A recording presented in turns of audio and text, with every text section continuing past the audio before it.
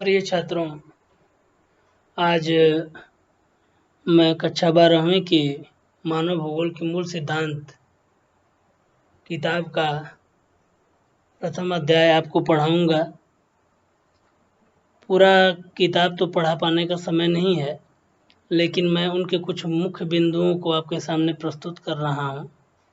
इसे ध्यान से सुनेंगे तो इससे आपकी 12वीं की कक्षा में कम से कम 5 नंबर का प्रश्न जरूर आएगा, ये मेरा पूरा विश्वास है। तो आइए शुरुआत करते हैं। आपको 12वीं में 3 किताबें पढ़नी है। पहला है मानव भूगोल के मूल सिद्धांत, दूसरी किताब है आपकी भारत, लोग और अर्थव्यवस्था, और तीसरी किताब है प्रयोगात्मक भूगोल। इस प्रकार से 3 किताबों से आपके 100 अंक के प्रश्न आएंगे। तो पहली किताब में ये मानव भूगोल के मूल सिद्धांत है।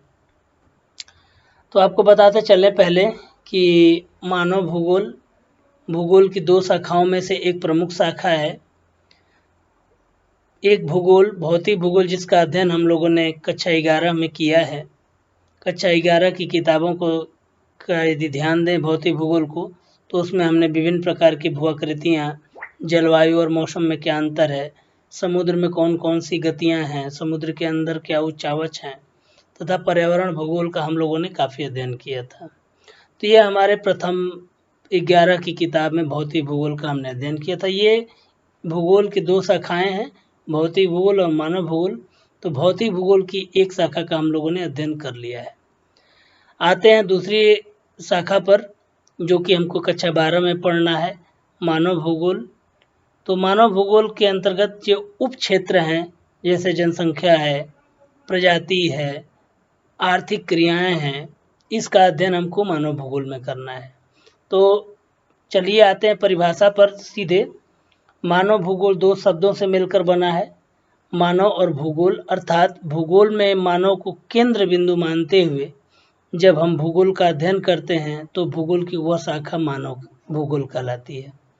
अर्थात जब भी याद होगा, भौतिक भूगोल में हम केवल पृथ्वी और पृथ्वी के भौतिक तत्वों के बारे में जब हम अध्ययन करते हैं तो उस शाखा को हम भौतिक भूगोल कहते हैं।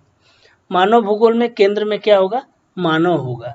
तो आप जितने भी इसकी उप शाखाएं देखेंगे, जैसे जनसंख्या भूगोल, तो जब लोगों मनुष्य की संख्या को का अध्ययन करते हैं तो इसे हम जनसंख्या कहते हैं। मनुष्य की प्रजातियों का अध्ययन करते हैं, जैसे रंग के आधार पर करते हैं तो मंगोलायड है, निग्रो है, निग्रोइड है। फिर इस प्रकार से आर्थिक क्रियाएं जब मनुष्य करता है तो मतलब ये सारे के सारे क्रियाओं के केंद्र बिंदु में क्या है? मानव है। तो भूगोल में जब मानव को हम संपूर्ण मानते हुए और उसका प्रकृति के साथ, मतलब पृथ्वी के भौतिक तत्वों का मानव के साथ क्या संबंध है, जब इसका अंतर संबंधों का हम अध्ययन करते हैं तो भूगोल की वह शाखा मानव भूगोल कहलाती है। तो इस प्रकार से आप उप शाखाओं के बारे में क्वेश्चन आता है कि मानव भूगोल की उप शाखाएं बताइए। तो उप शाखा के अंतर्गत आप ध्यान देंगे तो ये जितना कुछ आपको दिखाई पड़ रहा है, जनसंख्या भूगोल, प्रजाति भूगोल, तो ये सारा का सारा क्या है? ये आपका मानव भूगोल की उप शाखाएं हैं। तो इसको आप स्क्रीनशॉट ले सकते हैं और इसे तैयार कर सकते हैं। आते हैं अगले बिंदु पर। मानव भूगोल की कुछ परिभाषाएं दी गई हैं। तो इस परिभाषाओं का जब हम अध्ययन करेंगे तो आपको स्पष्ट होगा कि इसमें ये पहली जो परिभाषा है ये है रैडजेल के द्वारा, जिसे हम मानव भूगोल के जनक भी कहते हैं। तो प्रश्न आता है कि मानव भूगोल के जनक कौन है? तो जर्मन विद्वान फ्रेडरिक रैडजेल, ये यहाँ पे नाम लिखा हुआ है, इसको आप देख सकते हैं, फ्रेडरिक रैडजेल। तो इन्होंने क्या परिभाषा दी कि मानव समाज और धरातल के बीच संबंधों का अध्ययन करता है। तो उस शाखा को हम क्या कहते हैं? मानव भूगोल कहते हैं। माने मानव समाज और धरातल। मानव समाज मतलब मानव का समूह या मानव पर धरातल के बीच और मानव के बीच में क्या अंतर संबंध है, इसका अध्ययन करने वाली जो शाखा है वो मानव भूगोल कहलाती है। दूसरी परिभाषा है, ध्यान देंगे, 1882 ईस्वी में, सन 1882 में रैडजेल ने एंथ्रोपोजोग्राफी, इस शब्द का मतलब क्या होता है? मानव भूगोल। ये अंग्रेजी का शब्द है और इसकी जब रचना रैटजेल ने की तो इसी के कारण रैटजेल को मानव भूगोल का हम जनक कहते हैं। ये भी 1 नंबर के प्रश्न में बहुत ही महत्वपूर्ण प्रश्न है। आते हैं दूसरा महत्वपूर्ण प्रश्न क्या है, दूसरा परिभाषा क्या है। दूसरी परिभाषा है कुमारी एलन चर्चिल सैंपल के द्वारा। तो ये एक अमेरिकी विदुषी हैं, अमेरिकी भूगोलवेत्ता हैं, कुमारी एलन चर्चिल सैंपल। ये रैटजेल की शिष्या थी। ध्यान देने वाली बात है, कई बार यह भी प्रश्न पूछ देता है कि एलन चर्चिल सैंपल जो हैं वो किसकी शिष्या थी, तो रैटजेल की शिष्या थी। इन्होंने क्या कहा, इनकी भी परिभाषा बड़े ही महत्वपूर्ण है। मानव भूगोल अस्थिर पृथ्वी, मतलब पृथ्वी का कोई भी भाग स्थिर नहीं है। जब से पृथ्वी बनी तब से और जब तक रहेगी तब तक ये घूम रही है, विभिन्न प्रकार की गति कर रही है, हमेशा परिवर्तनशील है। इस नाते अस्थिर पृथ्वी इसको कहा तथा क्रियाशील मानव भी क्रियाशील है, पैदा होता है, धीरे धीरे बढ़ता है और अपने प्रौढ़ावस्था को प्राप्त करता है, पुनः आगे विभिन्न प्रकार की आर्थिक क्रियाएं या विभिन्न प्रकार की निर्माण क्रियाएं या विभिन्न प्रकार की विनाशक क्रियाओं को वो करता है। तो उससे अपने भी प्रभावित होता है और प्रकृति को प्रभावित करता है। इस नाते मानव भूगोल अस्थिर पृथ्वी और क्रियाशील मानव के बीच परिवर्तनशील संबंधों का अध्ययन भी करता है। तो ये दूसरी महत्वपूर्ण परिभाषा रही। तो आप 2 परिभाषाएं यदि याद कर लेंगे तो आपको मानव भूगोल की यदि परिभाषा पूछता है तो आप इसको लिख सकते हैं। अगली परिभाषा जो है वो पाल विडाल डी लाब्लांश, जो कि एक फ्रांसीसी विद्वान है, इनके द्वारा दी गई है। इन्होंने क्या कहा कि हमारी पृथ्वी को नियंत्रित करने वाले भौतिक नियम तथा इस पर आने वाले रहने वाले जीवों के मध्य संश्लेषित ज्ञान का अध्ययन मानव भूगोल कहलाता है। पृथ्वी को नियंत्रित करने वाले कौन कौन से भौतिक नियम हैं, और पृथ्वी को नियंत्रित करने का तात्पर्य क्या है कि जितनी भी भौतिक शक्तियां हैं, प्राकृतिक शक्तियां हैं, जैसे पृथ्वी पर परिवर्तनशीलता के लिए विभिन्न प्रकार के आंतरिक बल काम करते हैं, बाह्य बल काम करते हैं, और पृथ्वी के आकार को, स्वरूप को, चट्टानों को, सतह को नियंत्रित करते हैं। तो इनका अध्ययन और इन पर जीव कैसे प्रभावित होते हैं इनसे और कैसे जीव को प्रभावित करते हैं, इन दोनों का जब मिला के हम अध्ययन करेंगे तो इस शाखा को हम भौतिक भूगोल कहते हैं। तो ये विडाल डी लाब्लांश की परिभाषा रही, इसको आप बहुत अच्छे से ध्यान देंगे। तो इस प्रकार देखा जाए तो मानव भूगोल क्या है, प्रकृति और मानव के बीच अंतर संबंधों का अध्ययन करता है। कुछ नहीं याद आएगा तो आप ये लिख देंगे सीधे सीधे कि मानव भूगोल प्रकृति और मानव के बीच अंतर संबंधों का अध्ययन करता है। यहाँ पर आपको बता दिया गया है। तो मानव भूगोल में मानव और प्रकृति के अंतर संबंधों का अध्ययन किया जाता है। तो इसी पर भूगोल में 3 संकल्पनाएं हैं, विचारधाराएं हैं। तो इन विचारधाराओं को भी हम बारी बारी से ध्यान से पढ़ेंगे। आप जब अभ्यास पत्र पढ़ रहे होंगे उसमें ये विचारधाराएं आ रही होंगी। तो इन विचारधाराओं को हम क्या कहते हैं, इन विचारधाराओं को हम कहते हैं नियतिवाद। नंबर 1 विचारधारा है नियतिवाद, या जिसे हम निश्चयवाद भी कहते हैं, या इसको हम प्रकृतिवाद भी कहते हैं। तो आप ध्यान देंगे यहाँ पर मानव भूगोल में क्या अध्ययन किया जाता है, तो मानव और प्रकृति के बीच अंतर संबंधों का। तो सामान्य सी बात है कि कभी प्रकृति को शक्तिशाली माना जाएगा, कुछ विद्वान जो है प्रकृति को शक्तिशाली मानते हैं और कुछ मानव को प्रकृति शक्तिशाली मानते हैं।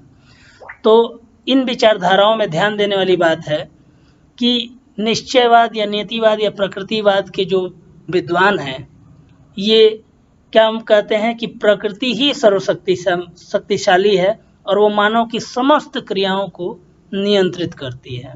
उदाहरण भी काफ़ी दिया गया। तो ध्यान देंगे नियतिवाद या निश्चयवाद या प्रकृतिवाद तीनों एक ही शब्द हैं। यदि ये तीनों में से कोई एक शब्द आता है तो आप एक ही बात लिखेंगे। तो इसमें दिया गया है कि भूगोल की विचारधारा के जो जनक हैं वो रैटजेल माने जाते हैं। इन्होंने एंथ्रोपोज्योग्राफी की रचना मैं बार बार आपको याद दिला रहा हूँ कि 1882 में की गई थी। यह बहुत इंपॉर्टेंट प्रश्न है और इसमें प्रकृति को शक्तिशाली माना गया है। इस विचारधारा के अंतर्गत तमाम ऐसे उदाहरण दिए गए जिससे यह पता चलता है कि मनुष्य की समस्त क्रियाएं जो है प्रकृति के द्वारा नियंत्रित होती हैं। उदाहरण पर हम ध्यान देंगे तो स्पष्ट होगा। इन्होंने कहा कि उष्ण कटिबंध में रहने वाले जो लोग होते हैं उनके त्वचा का रंग जो है काला होता है। उष्ण कटिबंध में रहने वाले लोगों के त्वचा का रंग जो है काला होता है। इसके पीछे इन्होंने वैज्ञानिक कारण भी दिया और बताया कि जैसे उष्ण कटिबंध कौन सा क्षेत्र होता है, तो कर्क रेखा से मकर रेखा के बीच का जो क्षेत्र होता है वो उष्ण कटिबंध कहलाता है।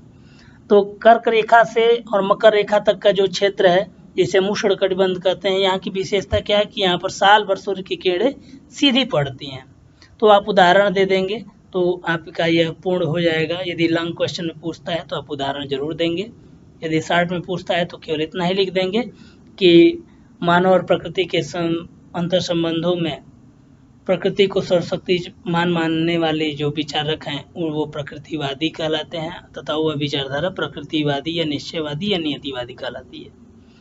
तो इन्होंने 2 उदाहरण दिए कि यहाँ पर उष्णकटिबंध में कभी शीत ऋतु नहीं होती, तो क्या होता है कि यहाँ के जो लोग रहते हैं उनके त्वचा का रंग जो है वो काला हो जाता है।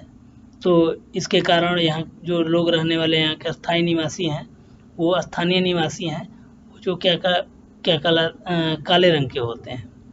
इसी तरीके से रेडजेल की जो शिष्या थी एलन चर्चिल सैंपल, बार बार यह नाम आएगा, इसको 2-3 बार सुनेंगे याद हो जाएगा। इन्होंने कहा, यह भी कोटेशन पूछा हुआ ये है कि मानव, किसने कहा था कि मानव प्रकृति की उपज है। प्रकृति की उपज का मतलब क्या कि मानव इस प्रकृति का एक महत्वपूर्ण अंग है और जैसे जैसे मानव को प्रकृति रखना चाहती है वैसे ही मनुष्य का निर्माण होता है। ये मनुष्य की हड्डियों का, उसके मन मस्तिष्क का, बुद्धि का भी निर्माण उसके प्राकृतिक वातावरण के तत्वों के द्वारा होता है। अभी हम लोग वातावरण की भी चर्चा करेंगे। तो इन्होंने क्या बताया, उदाहरण क्या दिया कि पर्वतीय क्षेत्रों के जो निवासी होते हैं उनके सीने चौड़े होते हैं तथा पैर काफी मजबूत होते हैं। सामान्य सी बात है कि पर्वतों पर वो चढ़ेगा, कोई व्यक्ति वहां रहेगा, चढ़ेगा तो उसको चढ़ते वक्त ऑक्सीजन की आवश्यकता होती है, जिसके कारण वो लंबी लंबी सांस लेता है और उसके जो सीने हैं वो चौड़े हो जाते हैं। तथा ऊंचाई ढाल पर चढ़ने के कारण उनके जो पैर हैं, उनकी जो जंघें हैं वो काफ़ी मजबूत हो जाते हैं। तो यह प्रकृति ने उनके लिए उस तरह की उपलब्धता, उस तरह का वातावरण उपलब्ध कराया है जिसके कारण उनको इस तरह की शारीरिक बनावट उनको प्राप्त हुई है। अगला उदाहरण दिया कि समुद्र किनारे रहने वाले जो निवासी हैं उनके बाजू काफ़ी मजबूत होते हैं, मतलब हाथ से ऊपर का जो, हाथ और कंधे के बीच का जो बाजू है वो मजबूत होता है। इसके लिए भी इन्होंने उदाहरण बताया कि इनको अपने भोजन के लिए बार बार समुद्र में नाव लेके जाना पड़ता है, तो नाव खेते खेते या अपने खुद उसमें समुद्र में तैरने निकलते हैं, जिसके कारण इनकी बाजुएं जो हैं मजबूत होती हैं। इसके विपरीत इन्होंने बताया कि मैदानी क्षेत्रों के जो निवासी होते हैं आलसी तथा कामचोर होते हैं। सही बात है। जो मैदानी क्षेत्रों में क्या है कि यदि देखते हैं कि बड़े बड़े परिवार पाए जाते हैं, उसमें 10 लोग हैं तो 2-4 लोग जो हैं वो नहीं काम करने वाले भी होते हैं, तो उनका भी काम चल जाता है। तो लेकिन पर्वतीय क्षेत्रों में ऐसा नहीं है, वहाँ लोग जो ही होंगे, जितने ही लोग होंगे, हर आदमी हर कुछ काम को करने के लिए तत्पर रहता है, क्योंकि प्राकृतिक स्थिति वैसी है कि यदि हर व्यक्ति काम नहीं करेगा तो उनको बहुत आसानी से भोजन नहीं मिल पाएगा। तो इस प्रकार से इन्होंने 2 उदाहरण दिए। तो आप देख सकते हैं कि इसमें जो नियतिवाद, कई बार यह प्रश्न पूछा है कि नियतिवाद या निश्चयवादी जो विचारधारक की जो लोग हैं वो किस देश के विद्वान थे। तो उसमें से आप ध्यान देंगे जर्मनी के जो विद्वान हैं, भूगोलवेत्ता हैं, ये इसके समर्थक हैं नियतिवाद या निश्चयवाद या प्रकृतिवाद के। तथा अमेरिका की एक विदुषी है जिनको हम कुमारी एलन चर्चिल सैंपल कहते हैं, इसी सैंपल भी कहलाती हैं, तो इनको भी प्रकृतिवादी कहा गया है। अब आगे प्रश्न पर आते हैं। अगला दूसरा जो विचारधारा है, पहले विचारधारा थी नियतिवाद या निश्चयवाद, दूसरी विचारधारा संभववाद। तो जिस प्रकार से नियतिवादी विचारक जो थे वो आंख मूंद कर प्रकृति को सर्वशक्तिशाली मानते हैं, उसी प्रकार ये फ्रांस के जो रहने वाले भूगोलवेत्ता थे उसमें लूसियन फेब्रे महत्वपूर्ण है और इन्होंने ही इस संभववादी विचारधारा को बताया। इन्होंने बताया कि मानव और प्रकृति में मानव जो है अब बहुत ही अपने ज्ञान का विकास कर चुका है तथा अब वह मानव इस प्रकार का नहीं रह गया है कि वह प्रकृति के नियंत्रण में रहे। तो इस प्रकार से इन्होंने आंख मूंद कर मानव को शक्तिशाली क्रियाशील मानते हुए, प्रकृति के प्रभाव को नगण्य मानते हुए इन्होंने यह कहा है कि अब मनुष्य प्रकृति के अधीन नहीं रह सकता है। तो इस प्रकार से मानव को शक्तिशाली समर्थ मानने वाली जो विचारधारा है, इसे हम संभववादी विचारधारा कहेंगे। तो इसमें लिखा हुआ भी, आप इसका स्क्रीनशॉट ले सकते हैं और इसको तैयार कर सकते हैं। तो यह भी प्रश्न बहुत बार आया है कि संभववादी विचारधारा के जनक कौन है, तो लुसियन फेब्रे हैं। यह बात आप जरूर ध्यान दे लेंगे कि लुसियन फेब्रे को संभववादी विचारधारा का जनक माना जाता है। इन्होंने उदाहरण भी दिए, जैसे लॉन्ग क्वेश्चन में पूछ देता है तो आपको उदाहरण भी देना पड़ेगा कि क्या है।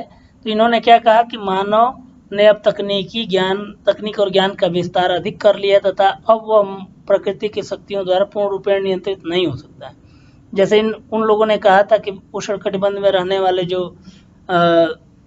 व्यक्ति हैं उनके त्वचा का रंग काला होगा, लेकिन आजकल हम लोग देख पा रहे हैं कि अब दक्षिण भारत की जो हीरोइन हैं चाहे हीरो हैं, धीरे धीरे वो भी अब गोरे होने लगे हैं। इसका मतलब क्या है? इसका मतलब यह साफ है कि अब धीरे धीरे उनके पास भी वातानुकूलित घर हो गया है, ऑफिस हो गया है, गाड़ियां हो गई हैं। तो इसके कारण वो भी अब ठंडे माहौल में रह रहे हैं और उनके भी त्वचा का रंग जो है वो अब प्रकृति द्वारा नियंत्रित नहीं होता, धीरे धीरे अब वो उनके भी रंग में परिवर्तन होने लगा है। दूसरा उदाहरण इन्होंने ये बताया कि अब उष्णकटिबंध में रहने वाले, पहले हम लोग पढ़ते थे कि उष्णकटिबंध के लोग जो हैं वो चावल खाते हैं, लेकिन आज के समय में क्या है, आज यातायात द्रुतगामी सुविधाओं का, परिवहन के साधनों का विकास हो गया है, जिसके कारण अब उष्णकटिबंध में भी रहकर ठंडे के जो फल हैं या अन्य खाद्य पदार्थ हैं उनका भी अब प्रयोग धीरे धीरे होने लगा है। तो विडाल डी लाब्लांस, ध्यान देंगे, विडाल डी लाब्लांस, जीन ब्रून्स तथा अन्य फ्रांसीसी विद्वान जो थे इस विचारधारा के समर्थक माने जाते हैं। तीसरी विचारधारा, बार बार यह बात आ रही है कि एक तरफ प्रकृति को सर्वशक्तिशाली माना जा रहा है और दूसरी तरफ मानव को। तो दो विचारधारा हम लोगों ने पढ़ी कि निश्चयवादी में प्रकृति को सर्वशक्तिशाली माना गया तथा संभववादी में मानव को। ये तीसरी विचारधारा निकल के आई। तीसरी विचारधारा के जो समर्थक हैं, जनक हैं, ये टेलर महोदय हैं। ये अमेरिका के रहने वाले थे। इन्होंने क्या कहा कि नहीं, प्रकृति सभी काम को नियंत्रित नहीं करती, लेकिन प्रकृति कार्य को नियंत्रित कर सकती है कुछ देर के लिए। तो इन्होंने एक उदाहरण दिया। इस विचारधारा को नौ निश्चयवाद या रुको और जाओ नियतिवाद भी कहा जाता है। रुको और जाओ, स्टॉप एंड गो। इसका मतलब क्या कि इन्होंने एक एग्जाम्पल दिया कि प्रकृति का जो शक्ति है, प्रभाव है, वह सिग्नल पर खड़े, चौक पे आप लोग देखे होंगे कि चौक पे ट्रांसपोर्ट का, ट्रैफिक का एक सिपाही होता है, तो हाथ देकर सामने से आ रही गाड़ियों को एक तरफ रोकता है और दूसरी तरफ के लोगों को कहता है कि अब जाइए, लाइन क्लियर करता है। तो इस प्रकार से जिधर से आ रही गाड़ी हैं उनको थोड़ी देर के लिए रोक देता है। तो इसी कारण इस विचारधारा का नाम स्टॉप एंड गो पड़ा। क्या कहा कि यह प्रकृति जो है मानव के गति को थोड़ी देर के लिए रोक सकती है, लेकिन उसकी दिशा को परिवर्तित नहीं कर सकती। जैसे चौराहे पे खड़ा जो सिपाही है, यदि कोई सामने से आ रहा है, उसको सामने ही जाना है, तो थोड़ी देर के लिए रोक देता है। जब वो सिग्नल देता है तो फिर वो सीधे ही जाता है, ऐसा नहीं है कि फिर वो उल्टे घूम के वापस चला जाएगा। तो इस प्रकार से एग्जाम्पल इन्होंने दिया प्रकृति को लेके। बताया कि प्रकृति सिपाही की तरह है, वह मनुष्य की क्रियाओं को रोक देती है। जैसे एग्जाम्पल आपको देते हैं कि जैसे भूकंप आता है, तो भूकंप आता है, अभी कुछ दिन पहले कोरोना आया, तो कोरोना आया तो क्या हुआ, सभी लोगों की सारी क्रियाएं बंद हो गई, सब लोग अपने अपने घर में थोड़ी देर के लिए रुक गए। लेकिन धीरे धीरे जैसे जैसे कोरोना का प्रकोप खत्म होता जा रहा है, अब धीरे धीरे हम लोग सब अपने काम पे लौट रहे हैं। तो इस प्रकार से यह प्रकृति की मार थी। यह कोरोना प्रकोप जो था आया, लोग कुछ देर के लिए रुके और फिर अपने अपने कामों पर लग गए। तो इस प्रकार से प्रकृति को एक सिपाही मानते हुए इस विचारधारा को बनाया गया है। तो ये नौ निश्चयवाद या रुको और जाओ नियतिवाद।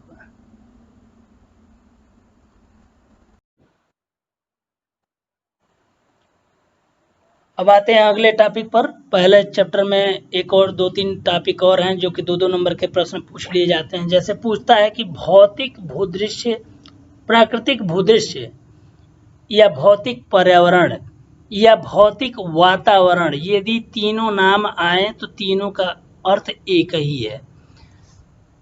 प्राकृतिक भूदृश्य या भौतिक पर्यावरण या भौतिक वातावरण, तीनों बात एक ही है। कहने का मतलब क्या है कि इसमें जो पर्यावरण कह दिया इसका मतलब, या वातावरण कह दिया इसका मतलब क्या हुआ कि हमारे आसपास की जो वस्तुएं जिसका निर्माण प्रकृति ने किया है वे सभी भौतिक भूदृश्य या प्राकृतिक भूदृश्य या भौतिक पर्यावरण के अंग माने जाते हैं। इसके अंतर्गत एग्जाम्पल दिया जा सकता है कि विभिन्न प्रकार के जो उच्चावच हैं जिसमें महाद्वीप है, महासागर, पर्वत पठार मैदान, नदी झील तालाब, डेल्टा के मैदान रेगिस्तान, जलवायु के विभिन्न तत्व जो हैं जिसमें तापमान, वर्षा, आर्द्रता, वनस्पतियां, पेड़ पौधे, जीव जंतु। मतलब ये क्या हम देख पा रहे हैं कि सभी का सभी जितने भी एग्जाम्पल इसमें दिए गए हैं ये सभी के सभी इसका निर्माण प्रकृति ने किया है, खुद किया है। तो इस नाते इन्हें हम प्राकृतिक भूदृश्य या भौतिक पर्यावरण या भौतिक वातावरण कहेंगे। तीनों बात एक ही है। यदि एक बार में नहीं समझ में आता है तो एक बार और इस वीडियो को देखेंगे तो आपको स्पष्ट हो जाएगा। अगले बिंदु पर आते हैं, सांस्कृतिक पर्यावरण या सांस्कृतिक भूदृश्य या मानवीय पर्यावरण। इसका मतलब क्या है कि जब विभिन्न प्रकार के भौतिक पर्यावरण या भौतिक शक्तियों से मनुष्य अंतरक्रिया करते हुए जो कुछ नया निर्मित करता है उसे हम सांस्कृतिक भूदृश्य कहते हैं। और ये भूदृश्य सामान्यतया भौतिक पर्यावरण से नियंत्रित होते हैं।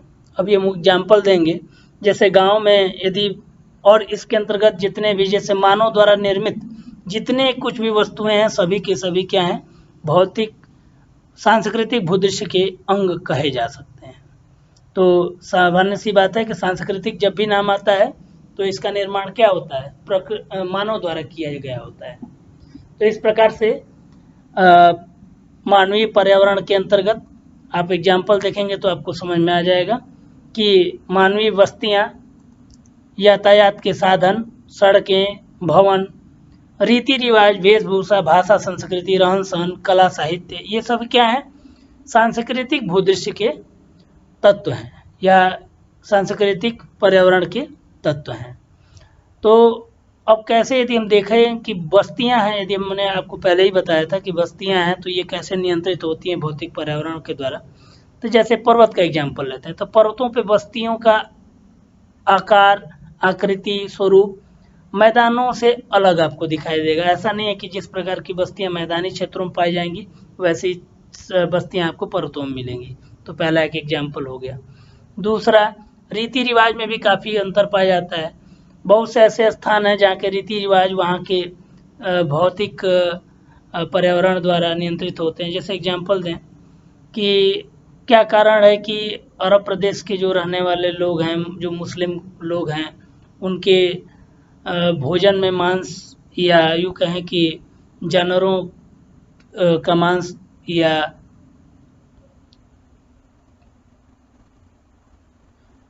यदि हम राजस्थान की बात करें, राजस्थान में रीति रिवाज, वेशभूषा, ये सब क्या है, जैसे आप राजस्थान की बात करेंगे तो वहाँ पर आप देखेंगे कि वहाँ के लोग जो हैं अधिक सफ़ेद रंग के कपड़े पहनते हैं। या दक्षिण भारत में हम बात करें तो दक्षिण भारत में आप देखेंगे तो वहाँ के जो लुंगी वगैरह जो पहनते हैं, या वहाँ के जो अन्य जो निवासी हैं वो श्वेत कपड़े पहनते हैं। क्योंकि उष्णकटिबंध में गर्मी अधिक पड़ती है तो हल्के रंग के कपड़े पहनने से उनको कम गर्मी का आभास होता है। तो इस प्रकार से तमाम ऐसे उदाहरण हैं जिससे रहन सहन, संस्कृति हमारे वहीं के स्थानीय कार्यों के द्वारा नियंत्रित होती है। तो इस प्रकार से यदि बहुत सांस्कृतिक वातावरण का यदि क्वेश्चन आता है तो सांस्कृतिक वातावरण के अंतर्गत वे सभी कारक सम्मिलित किए जाएंगे जिसका निर्माण मानव ने किया है। इसमें एक महत्वपूर्ण प्रश्न इस चैप्टर में और भी है कि भूगोल में द्वैतवाद क्या है। भूगोल में द्वैतवाद से तात्पर्य यह है कि भूगोल को दो शाखाओं में बांटकर जब अध्ययन करते हैं तो इस शाखा को हम द्वैतवाद कहते हैं। जैसे यदि भूगोल की बात की जाए तो इसमें भूगोल की, जैसे अभी आपको इस चैप्टर के शुरुआत में ही बताए थे कि भौतिक भूगोल और मानव भूगोल, मतलब क्या है, भूगोल का दो शाखाओं में बढ़ जाना।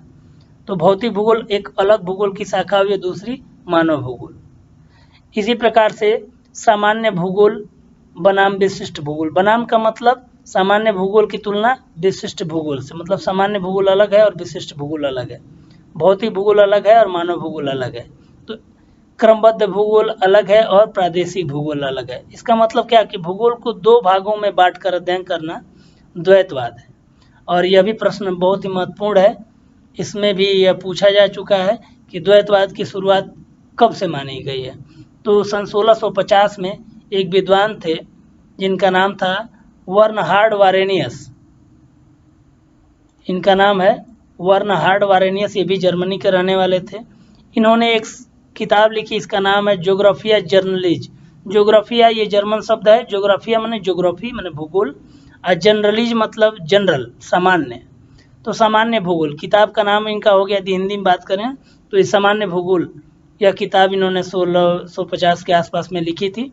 और इसी किताब में इन्होंने भूगोल को सामान्य भूगोल के रूप में अध्ययन करने की बात कही। तभी से यह माना जाता है कि भूगोल में द्वैतवाद की शुरुआत हुई।